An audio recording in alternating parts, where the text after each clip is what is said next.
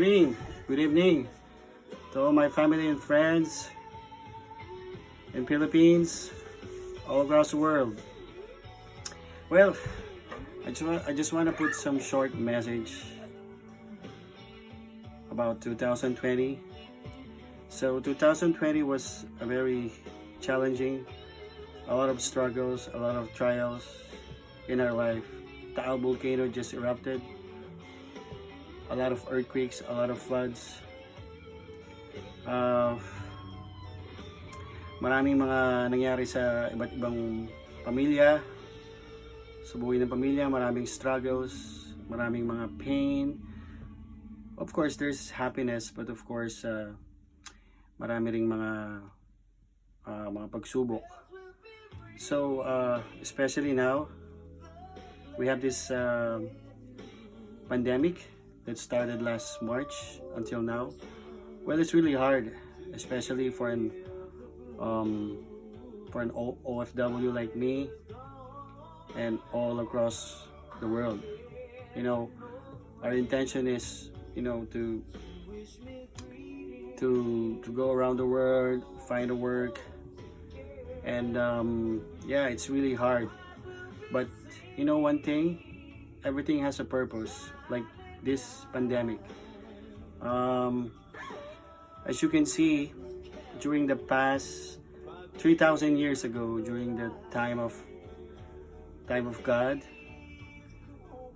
during the Israelites, that God told all the Israelites people to stay at home for a week, 2 weeks, 3 weeks, a month. God told that there will be a plague. There will be a rain of fire. The river will turn into blood, and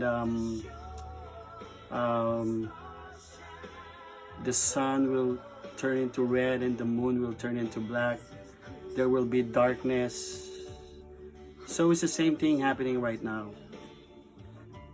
If you will rewind everything, we're like a Betamax. Our life 2 years ago, 5 years ago, we're like an old VHS Betamax that you have to play, rewind, and fast forward. That's our life. Parang naging masyadong, all the people are like focused on our job, on our careers. Of course, we have to focus on our families, our future. It's the year 2000. I mean, the generation right now is so fast, it's so advanced for all the social medias and everything. People just realize around the world that we are like focused on our career, our goals. But you know one thing, this pandemic, God is just calling us. God is just reminding us. Yeah, it's kind of hard, it's kind of tough. A lot of people died. A lot of streets has been closed. It's like economic shutdown.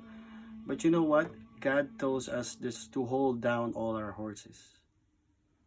It's like we have to be reunited. This COVID is like about reuniting for love, repentance, and of course,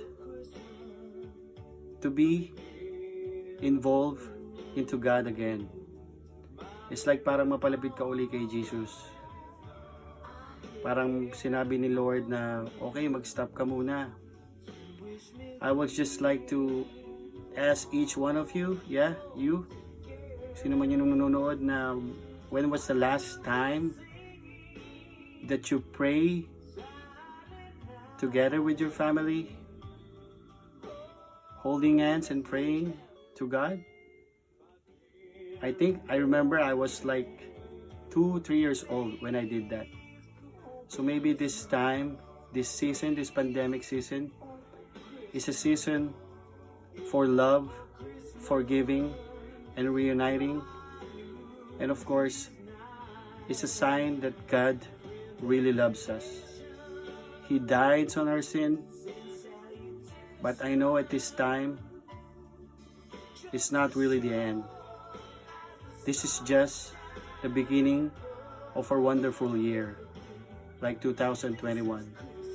All I'm wishing for is, of course, to all the people, to all my families, my son, Jacob Scott, and my wife, and to all my relatives in Philippines, my family is to be reunited with God. I think that's the main bottom line of this COVID. It's like repentance and believing and turning our hearts again to God. Well, I guess I just say a lot of things, but that's the bottom line. And I just want to wish that 2021 will be a fruitful, a more blessings year to me and to all my family and friends. So I just want to say Merry Christmas and a Happy New Year. And God bless you all. Bye-bye.